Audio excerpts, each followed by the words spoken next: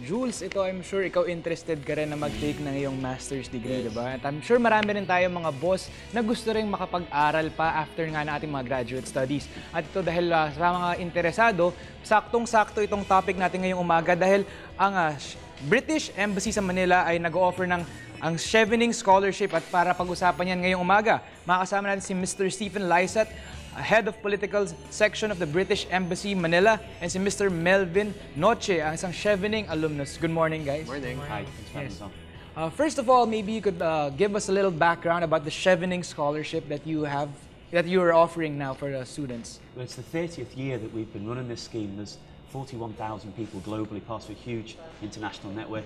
In the Philippines, we've got. And the reason why I'm here today is because we're expanding it. We've got to see such potential in the Philippines. In the next year, we're wanting to double or perhaps more the number of scholars that we send each year. The scholarship's slightly different from some you might be familiar with. It's really about leadership. Okay. It's not just about people who are very bright, and it's about people who've got a vision for the country and the positive contribution they can make. It could be in government, it can be in media, it can be in human rights, it can be in law. If people have got a vision and the ability to make a positive difference back in their own country, they're the sort of people that we're looking for. All right. So before we ask Melvin regarding his experiences as an alumnus of this particular scholarship program, what are the certain requirements that are needed from the applicants? Well, the requirements are both easy and difficult. So the minimum requirements are you need to have an undergraduate degree, you need to be a resident of the Philippines, based in the Philippines, and you need to have at least 2 years work experience. The reason for the work experience is it's very difficult to know what your life's going to have in store for you when you finish your degree. People's views, you get a stronger idea once you've been into the workplace. So that's the minimum requirements. If you meet them criteria, you can apply. To be successful, it's a little bit more difficult. It is about that leadership. We're looking for the next generation of people who in 5 to 10 years can come back, use the skills that they've gained and really make a difference, be it in government or any of the other things that I mentioned a bit earlier. Okay, so we're really targeting on them coming back and bringing back their learnings here in the Philippines, right? Yeah, it's a scholarship that is given to individuals, but it's really for the country as how we think about it. There are lots of people who want to have additional education and they've got a vision of maybe being an OFW or other things. That's all very well and worthy, but for our particular scheme, when I do the interviews, which I do every February, I sit down and I talk to people about what do you want to do? Why are you the person that can make that positive change? Why do you have the fire in your belly, the ambition to make lives better for Filipinos? All right. So now let's ask Melvin.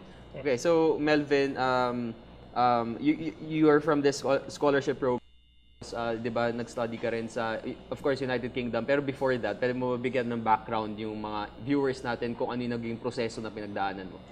Ayan, so I actually, after my undergrad, I have 4 years of experience. So after my undergrad, I actually have 2 years of volunteer work. So it's very different from what the other people do actually, because a lot of people just go and get money. But as for me, I was basically paying my way so that I can have service. I was in Mindanao for 2 years, and then after that, I did consulting.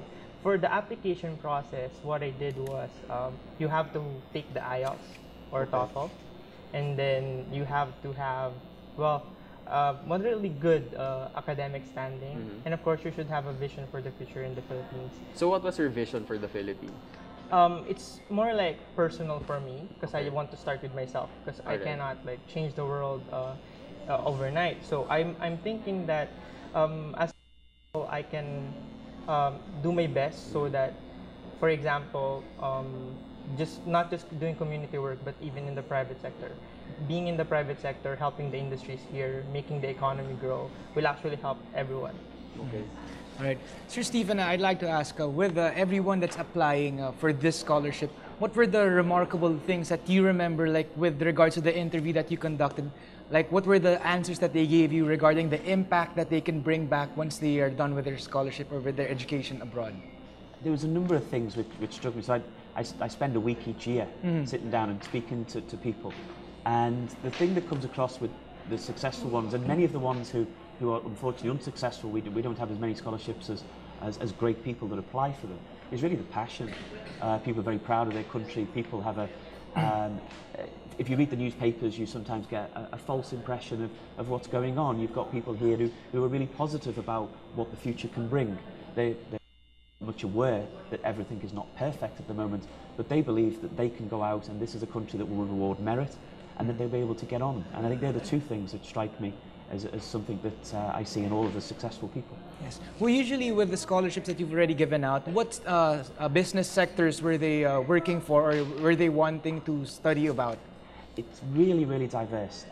Leadership, to be a successful modern dynamic economy, you can't just have people who are in government or people who are in law. Yes. You need great people in the private sector. Melvin's working in the private sector. You need to create jobs and wealth. Last year we had someone from the media. He wanted to understand the international world better, to explain it better to Filipinos, because the world's ever more interconnected. We've got people from the Supreme Court who want to go and see how other legal systems work, so that we could, when she comes back, she wants to be able to make the court system quicker and more effective. We've got someone who was in the central bank who really wants to go and see about how other countries do run their macroeconomic policy. Of things like that. It's not just for government, it's not just for NGOs, it is for the private sector, and it's really about your vision for leadership and how you can achieve that change.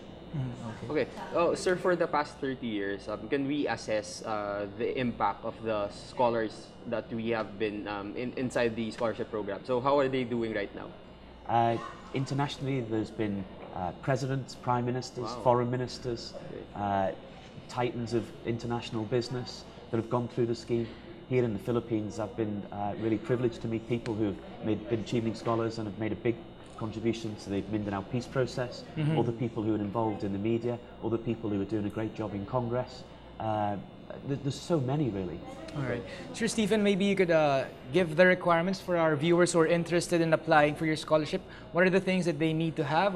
Do they have to have already a specific school that they want to apply to? Like, what are the other requirements? I understand there are exams that you need to take your postgraduate studies. It's really driven by the individual. So the individual comes up with their plan. The individual identifies the university and the course that they think can benefit them, and they bring that to us. So there's no additional exam. You have to be able to pass your English test, but that's for entry into the university. It's not a particular test that we do. Yes. It's all driven by the scholar. I know that sounds a bit strange. Often you'll see there's a certain number of places in this university or that university. We approach it very differently. Someone comes to us with a plan. We look at them, we talk to them, and if we like what they say and they've got that little bit extra, they can get it. One thing I would like to be able to say is that this year we are increasing the number of scholars. So we really want people to think that this is a scholarship for them. This is not just something for somebody that does law in UP. We've got lots of people from law in UP, and we want more of them. But we want people from the Visayas, we want people from Mindanao, we want people from the islands. We want this to be, as the Philippines strives for inclusive growth, this is very much an inclusive. Everyone should think, if they've got the minimum requirements and a real strong passion and vision, that this could be for them. Okay. Melvin, as we end, please invite our viewers to apply here in the Chevening Scholarship. Yeah, I would suggest that everyone apply. It's a wonderful opportunity. As for me, I was able to meet Prince Charles, and I was able to see the Dalai Lama and a few other people when I was there in the UK. It's a wonderful opportunity to meet people who are passionate about what they're doing and who really wants to make a change in the world. All right, that was very informative, and I'm sure, Jules, marami tayong mga viewers ngayon ang very interested na nga. So, Sir Stephen, how do they contact you with regards to their interest in applying for your scholarship? Look on the embassy website, UK and the Philippines, or you can look at the Chevening website. If you just put it in the search engine, type in Chevening, all of the information is there. If you do go to our embassy website today, we'll have a whole week of information there, which will tell you about the schools, the universities, tells you about the people, exactly how to apply. The application's open in August, but if you want to be an applicant this year, you need to be doing stuff now, identifying courses and coming together with your plan, so that when the application comes in, you can convince us that you're the one. Okay. Alright, so yan, ngayon alam na nga natin tungkol sa Chevening Scholarship na hatid sa atin ng British Embassy. At maraming salamat. Thank you for your time this morning, and thank you for sharing with us the knowledge and the opportunity about the Chevening Scholarship that you are offering. That was Mr. Stephen Lysaght, the head of political section of the British Embassy in Manila, and Mr. Melvin Noche, Chevening alumnus. Thank you. Thank you so much. Thank you, guys. Okay.